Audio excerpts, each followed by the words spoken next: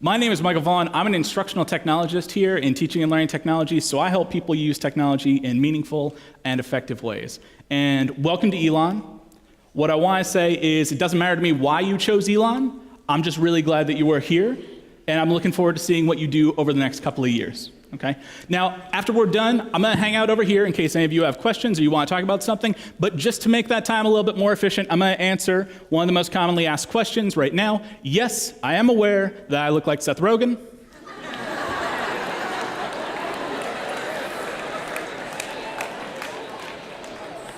We don't have to talk about that anymore. Okay. I want to get started with my favorite quote about technology, which is this one. Computing isn't about computers anymore, it's about living. And what this quote means to me is that technology is no longer an individual thing.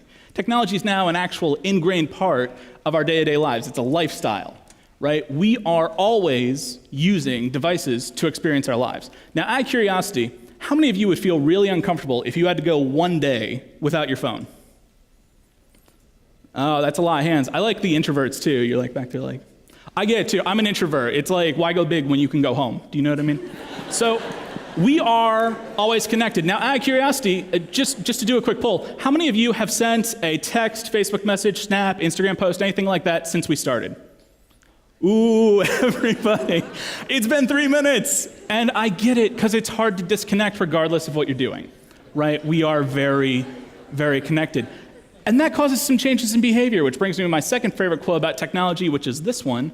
Our identities are increasingly situated, conditional, and optional.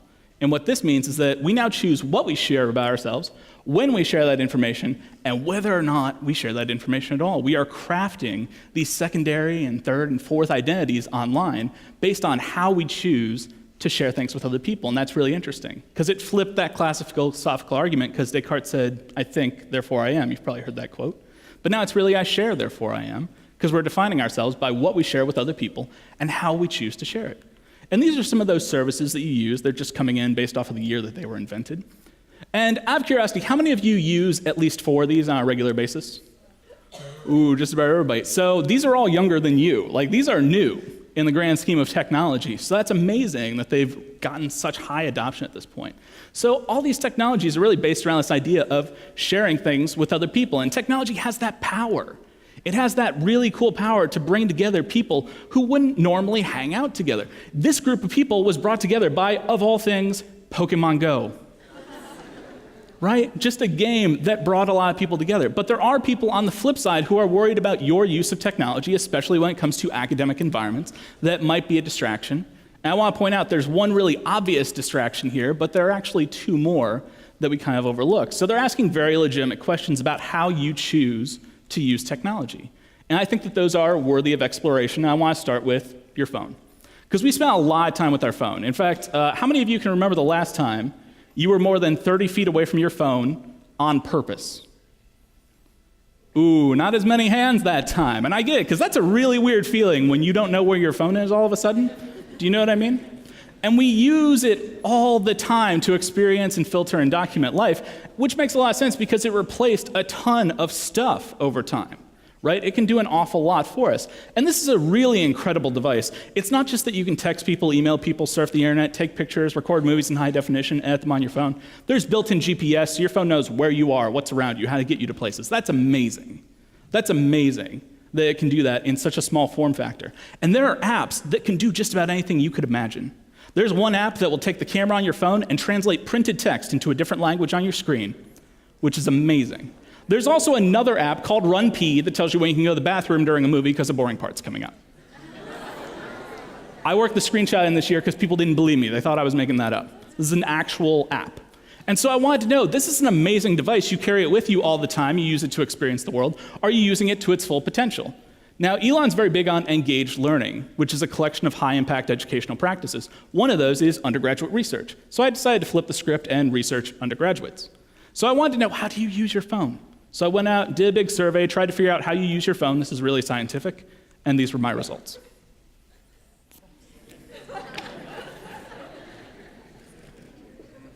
Can we agree that we've all had that moment where we thought we got a text and we pick up our phone and nothing is there?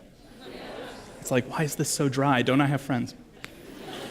So it's not just that you use this device all the time. It has an impact on how you communicate with people and how you connect with others and how you build relationships with other people, including things like your romantic relationships. And this is not a marketing ploy. More than half of couples now are meeting online before they meet in real life. So people are meeting on like Match.com or Tinder, Craigslist for the creepy people. And online dating websites are really interesting about harvesting their data and trying to figure out what do their users do and what are they really good at and what are some of their habits. And what they found is, this is going to shock you, people on online dating websites are not always honest about what they look like. I know, I'll give you a minute to come to terms with that. That is just crazy. Let's just swipe left. So I had the chance to kind of experience what this is like because I was flying back from DC about a year ago. And by the way, I'm gonna point out, I was not a creep in this story. Like if you hold your phone up in front of me and you are typing like this, literally like this, and I can see your screen, like it's fair game. Do you know what I mean? Like you're sharing with the world at that point. We may as well have shared a selfie at that point. So there was a kid in front of me on the plane who was writing like an Instagram message to a young woman that he had met, and they had clearly hit it off. Right? And he wrote this really nice, thoughtful message to her about how nice it was to meet her and how much he really enjoyed their conversation. And he was talking about some of their shared interests. And then he had like this weird "you've got mail" panic moment where he just kind of seized up. He selected the whole thing and he deleted it. And he wrote, "It was nice to meet you too." And I was like, no, man, go back to the old thing. Like it was sweet, it was respectful, it was thoughtful. I was like, take your shot, this is perfect. No, he kind of backed off. And I get it because even with technology, as a buffer, it is hard to put yourself out there. It really is, isn't it? It is really difficult. So it does affect things like your romantic relationships. And finally, I want to pick on Facebook. And I'll talk about Facebook a lot, not because you use it a lot, because I know you're on Instagram and Snapchat more frequently, but Facebook is the largest social network in the world, and the things that they do and the things that happen to them affect all the other networks. So they're a really good focal point. Now, Facebook also calls people that you connect with friends. And I think that's weird. And here's why. Sociologists have this concept called Dunbar's number. And Dunbar's number is actually a range of numbers, but there's consensus that if you had to pick one to represent, it would be 150. And 150 people is the maximum number of people you can have a meaningful relationship with at any given moment. Now, how many of you have more than 150 Facebook friends? Ooh, everybody. And so I find that fascinating. Because I guarantee at least once a week you're scrolling through your newsfeed and you're like, I don't know. And then you spend an hour creeping through their photo album, accidentally like one from 2013 and go, I quit, right? And so I wanted to know, who are all these people? So I decided to conduct some more undergraduate research, and I looked at all of your Facebook profiles, analyzed the people that you were friends with, broke it down into categories. This is really scientific, and these were my results.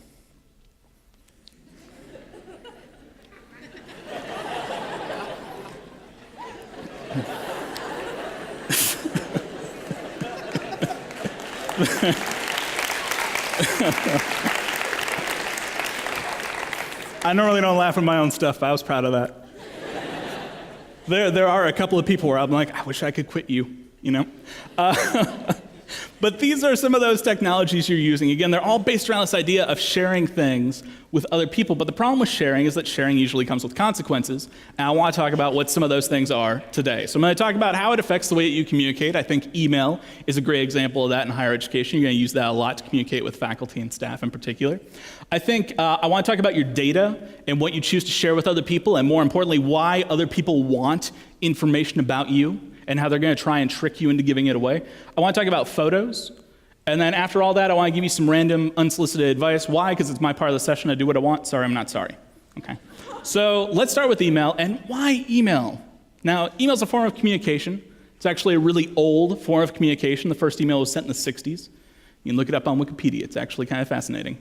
Although it will take you down a rabbit hole. If you check Wikipedia at 8 p.m., I guarantee you'll be up at 3 going, oh, the former Soviet Union is so fascinating.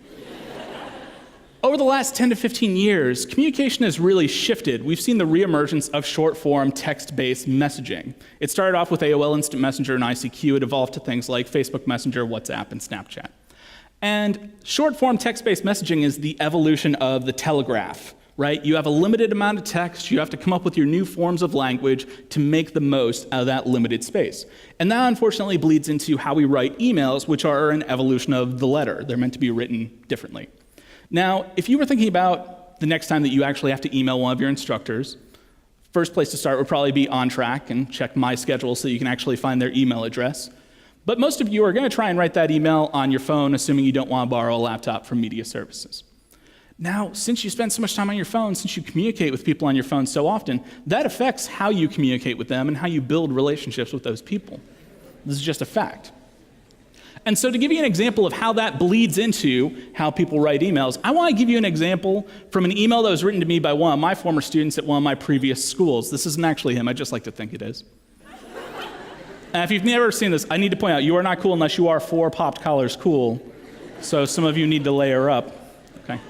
So this is the verbatim email they sent me. Is there any way I can make up for my missed assignments and get them to you because I can't afford to fail? So a few problems here. First, he didn't tell me who he was, so I had no idea, right? I had to go on my way to look it up. And it's pretty obvious that he messed up, and he's asking me for help. Now, from a faculty perspective, why do I want to go on my way to help someone who messed up, who can't be bothered to use a shift key in a period, right? And so I want you to avoid this trap. I want you to know that email is different, which he didn't get, but I hope you do. So I want to give you a 3-minute, 3-step plan to write the perfect email to any faculty or staff member. We're going to go really quickly. So step 1 is really simple. It's 1 sentence where you answer 2 questions, and those questions are, who are you? And more importantly, how do I know you? So all you have to do is say, hi, my name is so-and-so. I'm in your Monday, Wednesday, Friday, 9 to 9:50 general psych class. The reason this is important is because you need help. You need something from them, and now they don't have to look you up, and they know which resources they're likely to direct you to. You are helping them help you. That's the whole goal. The second part of this is to keep it simple. I want you to listen really carefully tomorrow at your very first college coffee. I want you to listen to how the faculty and staff talk with one another, because when we ask each other, hey, how are you? The answer is, I'm busy. It's not, oh, I'm good, the kids are great. It's like, oh, so busy. This is a busy university. There's a lot of stuff going on. People are teaching classes, doing research, we're working on projects all over the place. And so if you write a really long email, it's going to get skimmed or not read. And then you don't get what you want. So keep it to like 4 to 5 sentences tops. And while you're doing this, be classy about the whole thing. It definitely makes you stand out. Dear Dr. So-and-so, dear Professor so-and-so, when you sign off, with regards, your name, some contact information to help them get a hold of you really quickly. And the third and really most important step that always goes overlooked would be spell check. Really important. I had a really interesting conversation with a young lady about 6 or 7 years ago because I've been doing some form of this presentation for a while. And she made an interesting argument to me that, hey, we type a lot on our phones.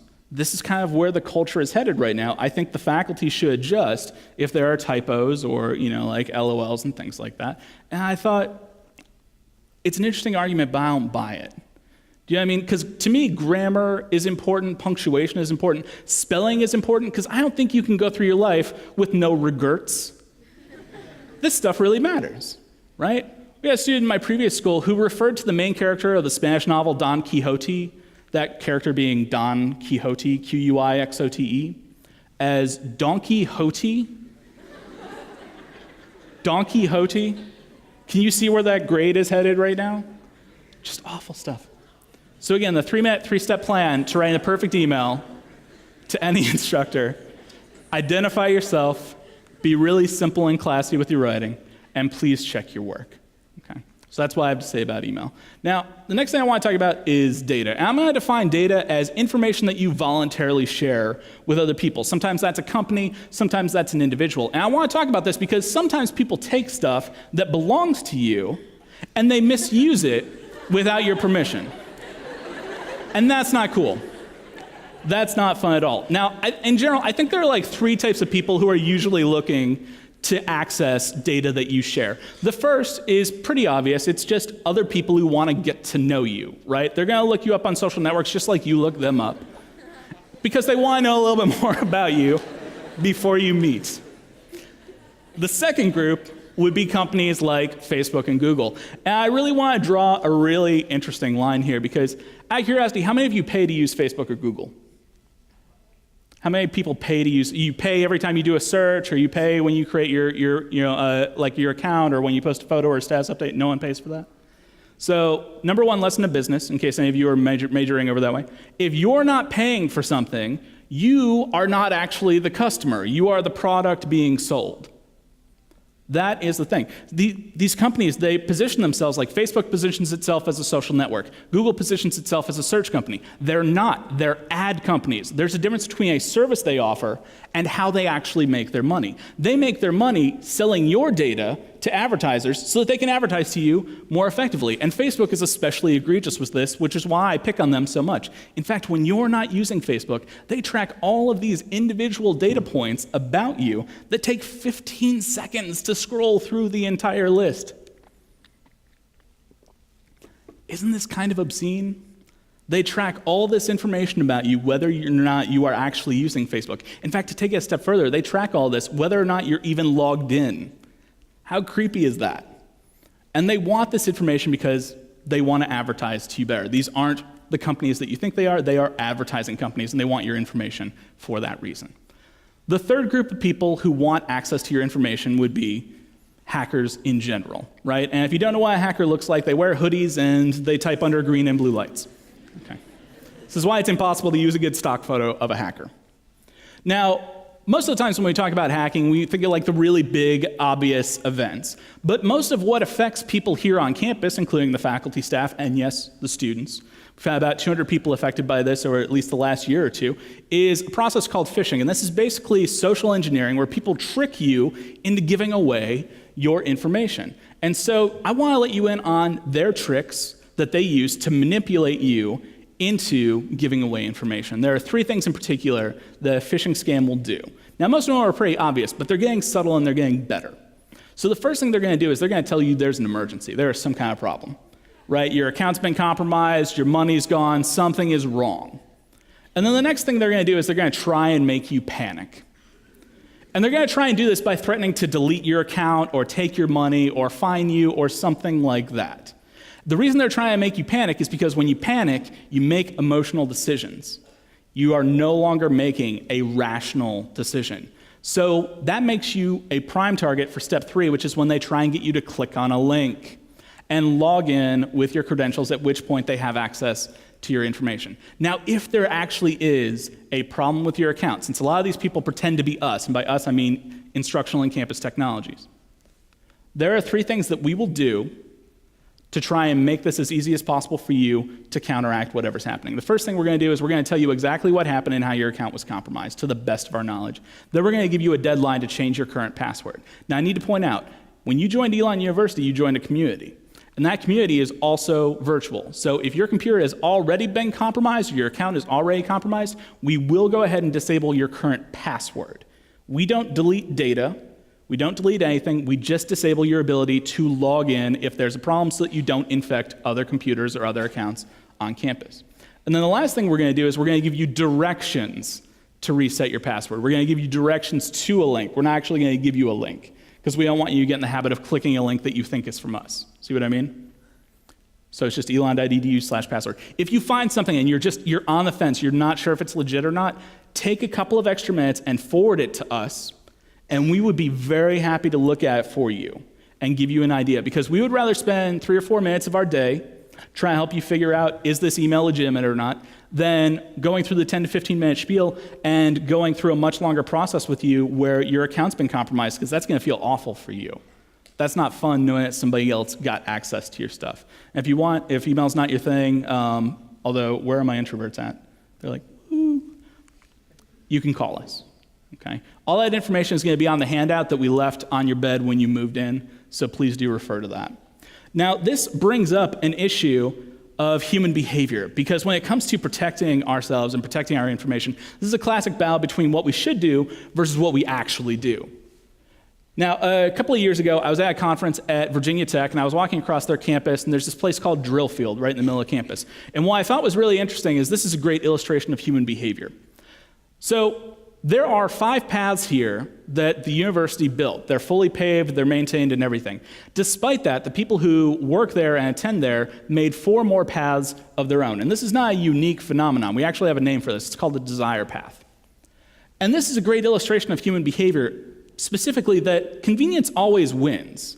Convenience will always win out, especially when it comes to security for some reason. We do a really bad job of protecting our privacy. It's not that great of a job. And part of the reason for that is it becomes cumbersome, it becomes challenging, right? Because we have requirements for things like your password. It can't just be all lowercase letters. You gotta have an uppercase letter. You gotta have some numbers, a couple of characters in there, your favorite hieroglyphs, a spell from Harry Potter, and a blood sacrifice from a goat, right? This is a really stringent list of requirements. And it brings it back to, people are gonna do what is easiest. And so we end up with passwords like this. How many of you have a password like this? It doesn't have to be this exact password, but you've made a password that you know is probably not that great. Okay, good number of hands. You can go like this if you're worried about information security and stuff. Now, this password in particular, using current hacking methods, could be broken in about 21 minutes. That's it. Now, one paid service that we offer to you for free, again, more information on that handout that we left with you, is something called LastPass. And LastPass is a password manager. It stores all of your stuff with you. And more importantly, it will generate really secure passwords on your behalf. If you want to know more about it, you can check out our website. We have this really cool student technology guide online, which has a lot of great information, but this is one of the things we cover. So these are some of the passwords that I generated off of LastPass. These would take 5.4 million years to crack.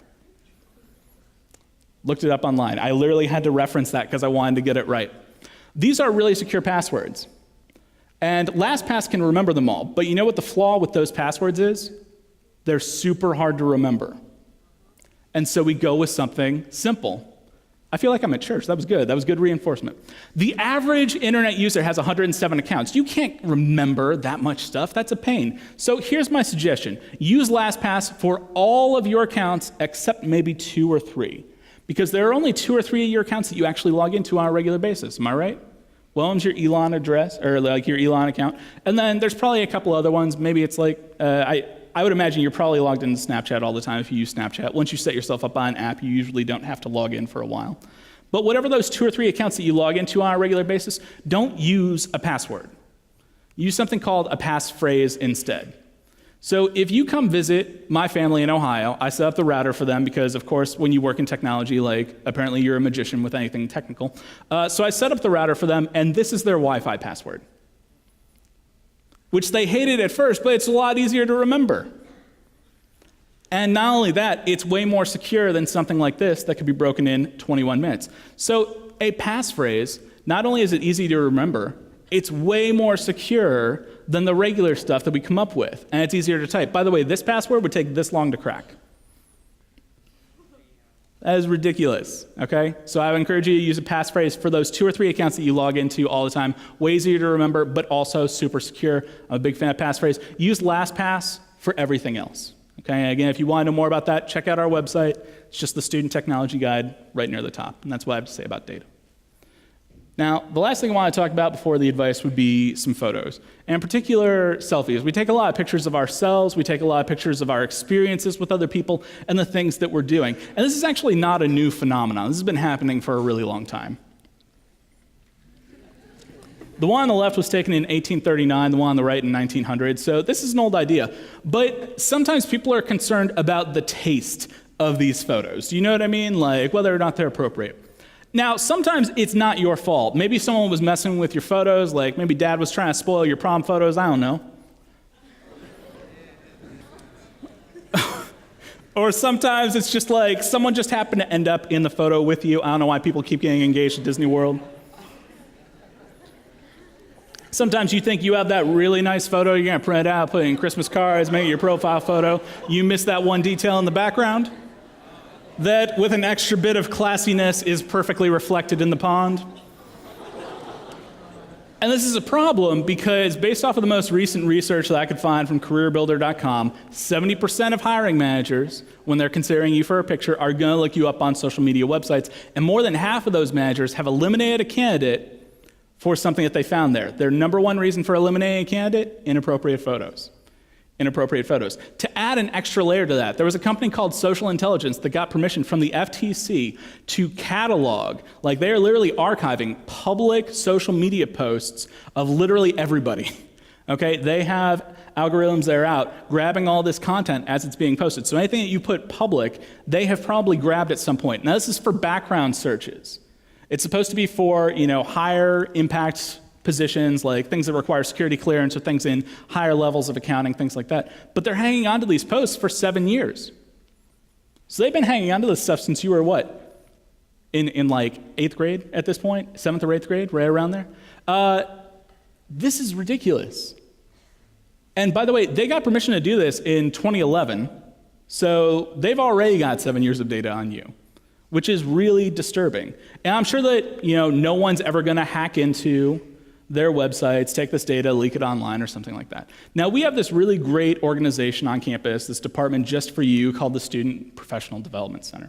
And they do amazing things. They can do mock interviews, they can set up spaces for you to actually interview, they can help connect you with internships, review your resume and cover letter, they can get you business cards, they can get you professional headshots that you can use online. What they can't do is go back a couple years in time and unpost something from Instagram for you. They can't do that. And I know some of you are thinking, well, I already locked my stuff down anyway, so I'm not really worried about it. But here's the problem. Networks, especially social networks, increase in size almost exponentially. And most people are sharing things with friends of friends. The average Facebook user, as an example, has 338 friends. So if you have 338 friends, they have 338 friends. That network is increasing almost exponentially. That is actually a huge network. It's not 338 people, it's usually much, much larger than that. In fact, the specific number of people you're sharing with in that case is about 115,000. That's how big your network is. Someone is going to be able to see something, even if it's locked down.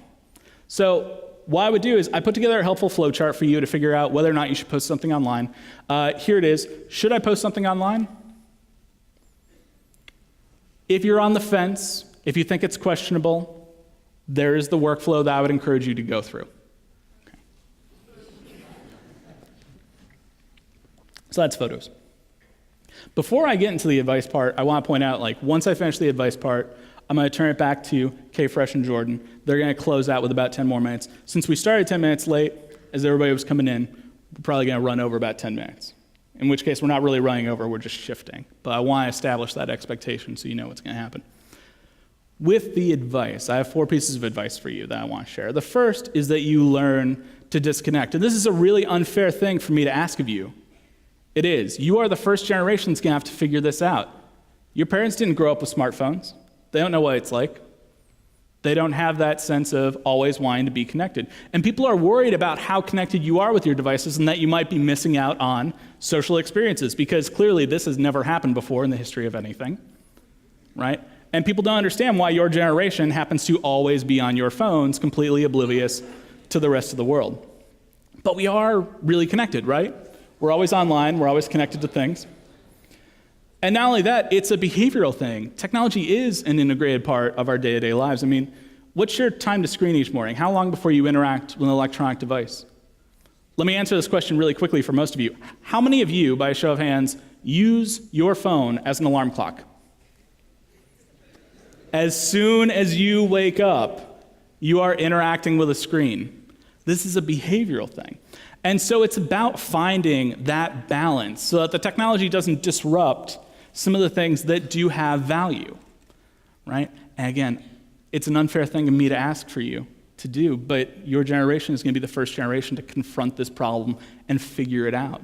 So that by the time your kids come around, they know how they can use technology to experience and document and curate their lives and their memories, but also making time for those face-to-face experiences. The second piece of advice that I have for you is when you use technology, try and use it intentionally as well. I'm not knocking Snapchat or Instagram or anything like that. Use those. If they bring you joy, go ahead and use them. But there are other ways that you can use technology really effectively and get a lot out of it. So one thing that we try and help you do on campus is this very thing. We have 2 locations on campus called the Maker Hub. So there's one in the Colonnades neighborhood. There's one in downtown Elon. The Maker Hub is a makerspace, which is a space where you make things. And we have a collection of things like 3D printers, sewing machines, an embroidery machine, a CNC machine, laser cutters. We have all kinds of equipment out there. And in terms of who can access those things and use them, literally everybody. And that includes faculty and staff. We want you to intermingle when you work on projects. And this is how much we charge. You get free access to all these things. Now, some of the students here have taken advantage of this space. So Ashley and Olivia, for example, last summer we found them working in the Maker Hub Colonnades, and we were like, what are you up to? They were making a heat sleeve for diabetics to wear on their legs so that they don't lose their feet. I was like, are you kidding me? This is amazing. What a selfless thing to be working on. And not only that, they've taken it a step further. They're working on getting a patent. They were just awarded a $95,000 grant to continue work on this. It's amazing. Now, if all this seems really over your head, we have Legos. So I'd encourage you to swing by one of the Maker Hub locations and come chat with us about things that you might be interested in. Right? We're pretty easy to get a hold of. We're also on that sheet that we left on your bed. Have you noticed a trend? Okay? I hope you didn't throw it out. If you did, try and find a friend who had the wisdom to hang on to it. My third piece of advice, please don't creep. And what I mean by this is we really know too much about people. It used to be a lot easier in the past where you did something stupid and then you moved on.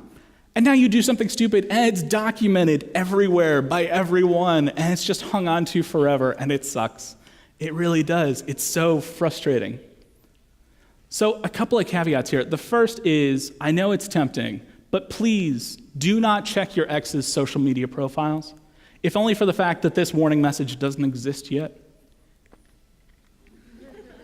If you are in the back, it says you are choosing to view your ex's profile. They are very happy with their new life, and viewing this profile will only renew your misery and anguish.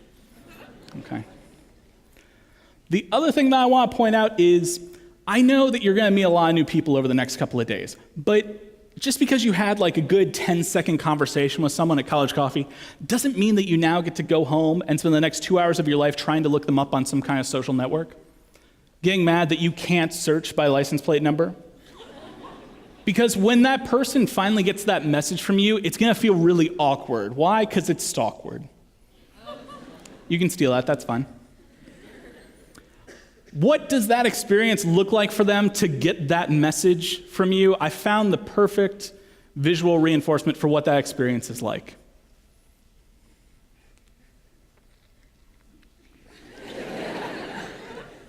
It goes just like that. Okay. So please try not to creep. In general, when you interact with people, especially when technology is involved, try not to do anything that would earn you one of these texts. Do you know what I mean? And if you can't see it in the back, I want to point out that is a double serving of cake. Chill. Okay.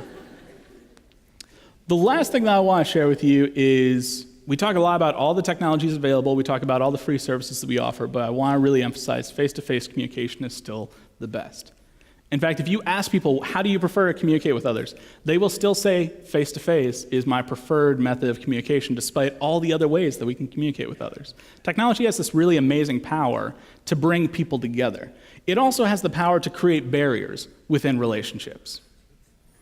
It does. It can create walls between people. And it's also prone to creating a lot of misunderstanding.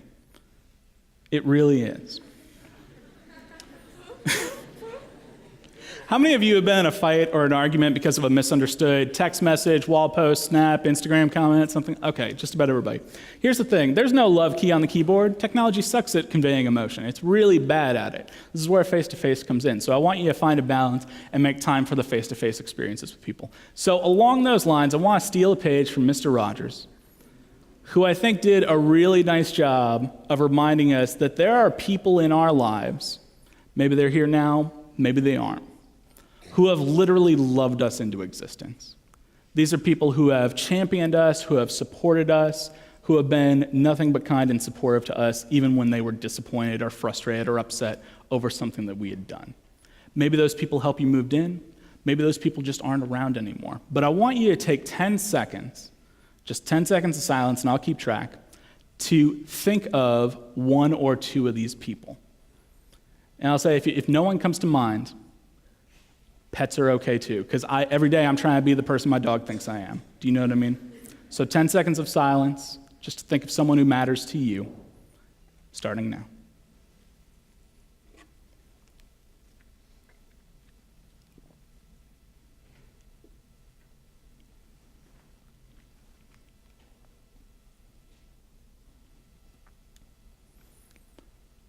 Here's the thing about technology. Now, I work in technology, so I'm constantly immersed in it. I'm constantly exploring new things, trying to figure out how do we get the most out of it. And what I've noticed is that when it comes to our behavior with technology, sometimes it is really hard to hit send, and sometimes it's really hard to hit end. And there's a reason for that. What makes this technology compelling, it's not the apps, it's not the GPS chip, It's not all the free stuff that we give away. Like, what makes technology matter, it's the people on the other end. It's the people on the other end. All right, that's my time. Thank you.